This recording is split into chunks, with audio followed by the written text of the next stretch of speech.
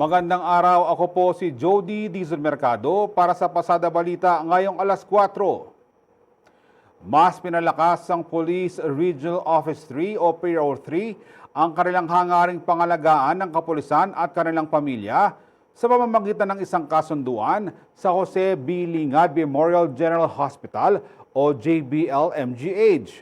Magkasama nilang nilagdaan ang Memorandum of Agreement o MOA sa Camp Captain Julian Olivas itong Lunes, October 6. Pinirmahan ito ng Police Colonel Romel Batangan, Deputy Regional Director for Administration ng PRO3 bilang kinatawan, at Dr. Montserrat Chichoco, Medical Center Chief ng JBL-MGH sa harap ng mga opisyal ng dalawang institusyon.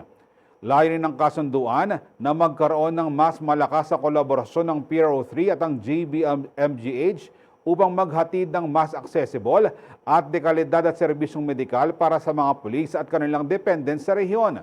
Kasama rito ang medical consultations, emergency care, hospitalization at specialized treatments upang matiyak ang kanilang gamutan sa loob ng pasilidad.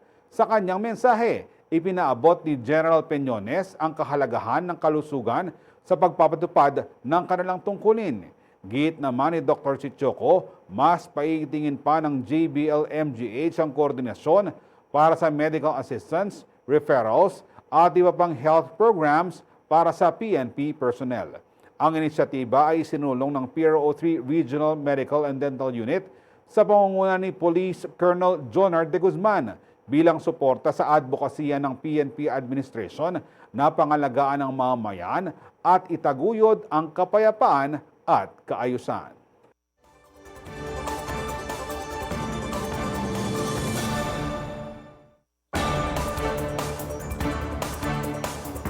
Abangan ng iba pang mga balita mamayang alas 6 ng gabi sa CLTV 36 News. Ako po si Jody Dizon Mercado. Magandang araw po.